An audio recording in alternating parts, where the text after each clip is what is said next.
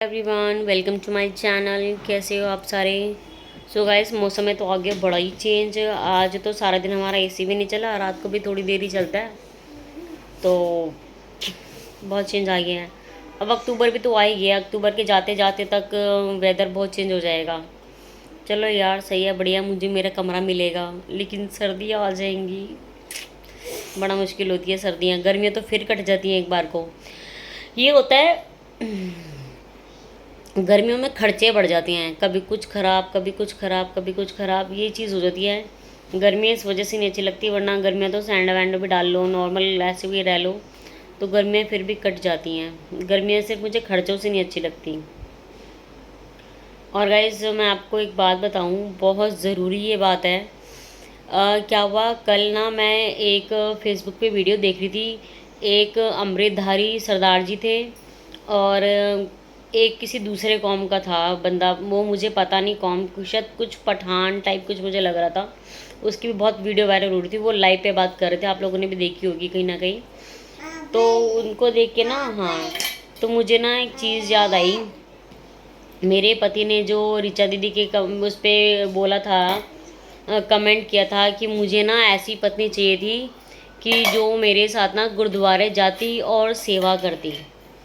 ठीक है, जिसको सेवा शब्द का मतलब ही नहीं पता, तो उसने मुझे ना इन बातों की ही सज़ा दी है कि मैं गुरुद्वारे जाके सेवा नहीं करती। आप सेवा का मतलब उन्होंने नहीं पता कि सेवा क्या होती है, घर परिवार क्या है, माँ बाप क्या हैं।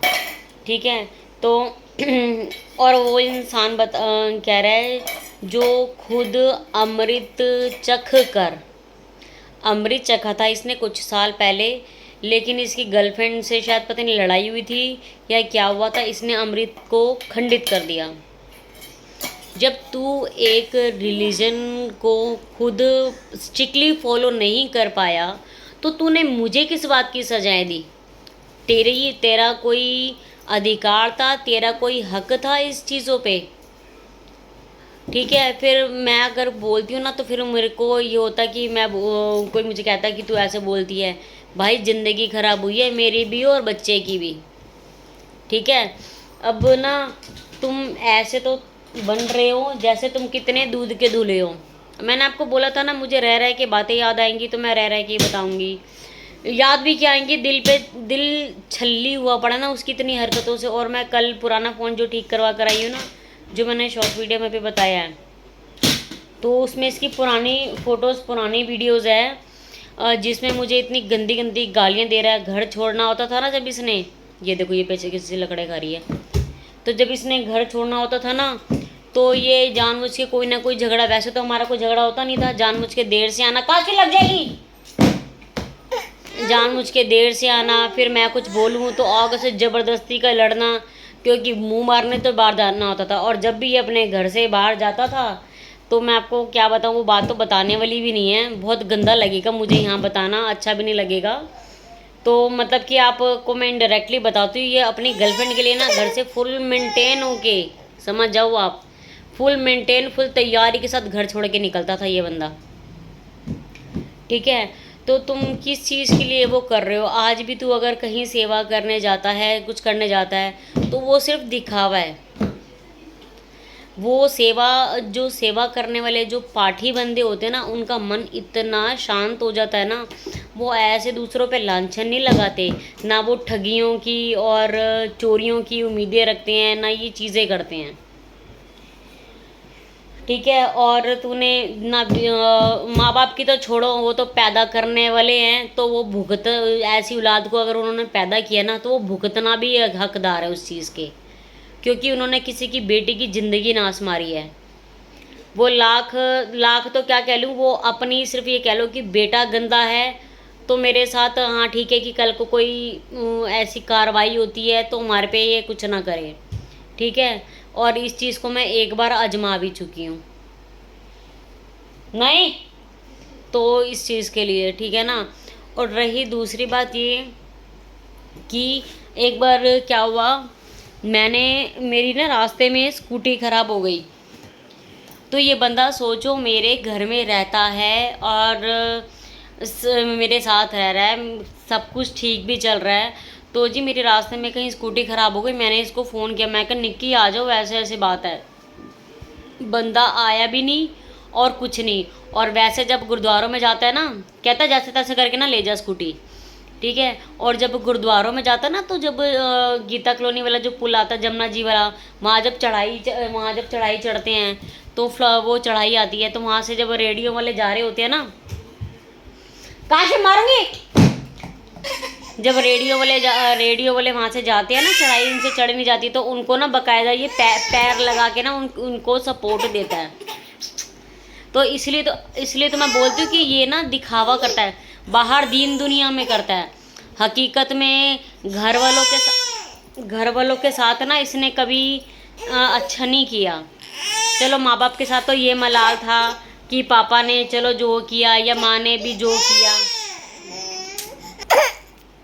और एक और चीज़, चुप चुप चुप, जब मेरी शादी करवाई थी ना, तो सब ने ना, मेरे ससुराल वालों ने ना ये कह के कि ना इसको ना प्यार की ज़रूरत है, कभी रहा नहीं, मतलब कि इसको कभी प्यार नहीं मिला।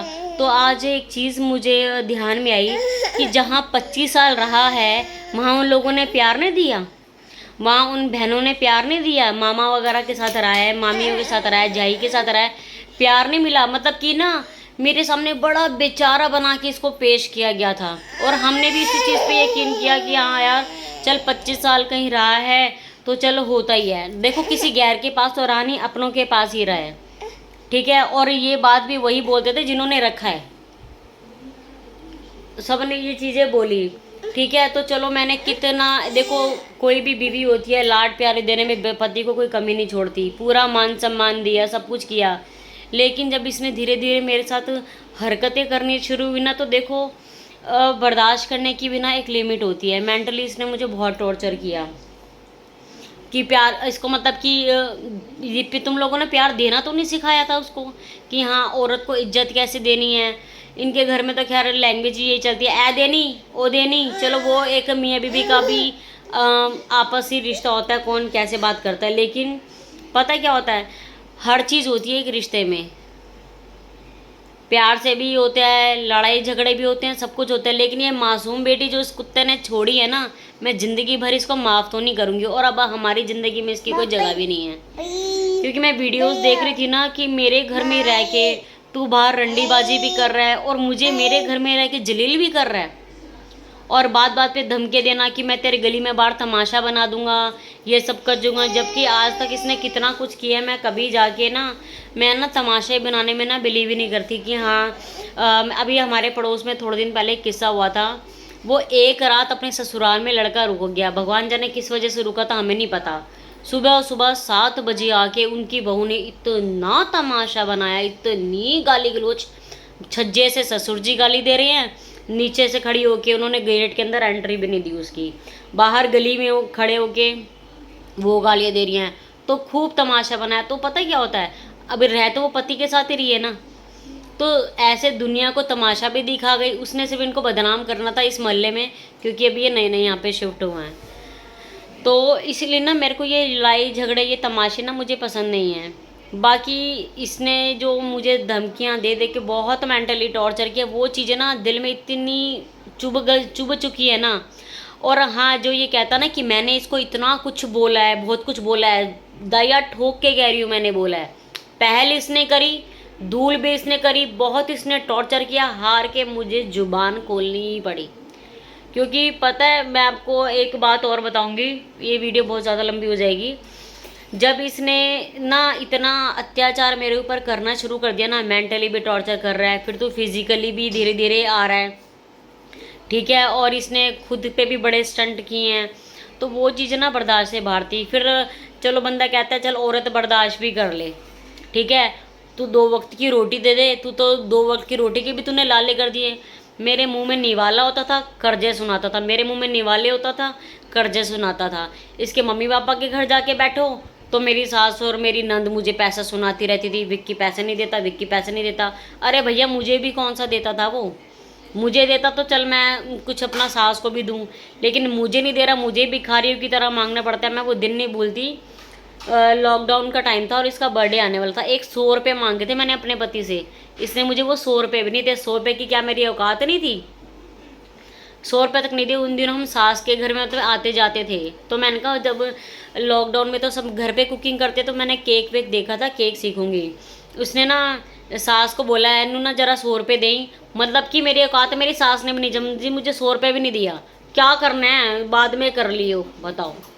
मतलब कि अगर मैं घर जाऊँ ना, जहाँ विक्की और मैं ये रह रहे थे, तो वहाँ मेरे पर्स में हज़ारों रुपये पड़ा था, मेरा, जो मेरी बहन ने मुझे दे के भेजा था। ठीक है, तो मतलब कि इन्होंने इतना तक किया। अब तो चलो सब मेरे ससुर जी फिर भी थोड़ा सा वो है, पहले तो एक टाइम वो था, नई नई शादी हुई थी, तो इन्होंने अपने बेटे के सब बदले मेरे से लिए। इन्होंने ना कभी मुझे आजमाया नहीं कि हाँ बेटा तो हमारा गंदा, बहू कैसी निकलती है ये तो देखें। सब ने वो तो नेगेटिव था ही मेरे को, मतलब कि मेरे को ना पहले ही इन्होंने वो चीज़ें कर दी कि मेरे साथ बर्ताना ज़रूरी नहीं समझा। चलो जी विक्की गलत है तो उसको साइड बाय रखो, बस गली मोहल्ले में दिखाने के लिए ज़रूर मुझे बुला लेते थे, लेकिन अंदर खाने में कितना कुछ सुनती थी वो मैं जानती हूँ। मेरे को ना मतलब कि हाँ, मैं आपको लीड का बता रही थी। मेरे ससुर ने 128 रुपये की लीड मंगवाई थी। जो मैंने मायके में रहती थी ना, तो कभी मैंने 500 से नीचे की लीड नहीं ली। प्रोटोनिक्स की आप सबको पता ही है, ठीक है। तो इन्होंने क्या किया मेरे से, जब तक मैंने 5 दिन तक वो 128 रुपये दे नहीं दिए ना, तब तक मेरे को भाई रोज़ मांगे रोज़ टॉर्चर। क्योंकि उन सबको ये था कि विक्की की बीवी है तो भाई क्यों करे इसकी, बेटा इनका गंदा, लेकिन लिहाजदारी किसी ने मेरे साथ नहीं दिखाई। मतलब कि नहीं आई बहू से भी ना पूरे शरीके किए सब ने। मुंह के मीठे बने रहे सारे, अंदर खाने सब पक्के रहे। चलो कोई नहीं, अब तो तुम्हारा बेटा तुम्हें मुबारक, है ना। किसी की बेटी उजाड़ के, और आज भी वो कहते तो ज़रूर हैं, लेकिन वो सोचते हैं कि मुझे खबर नहीं मिलती कि वो वहाँ पे आता जाता या नहीं आता जाता। वही माँ है, वही बाप है, माँ बाप वही रहते हैं, माँ बाप नहीं बदलते चाहे कुछ भी हो। लेकिन हाँ, जब दूसरों की बेटी का करने का टाइम आता तो चलो भाई कहानियाँ ये अलग हो जाती हैं। कोई नहीं, क्या कर सकते हैं।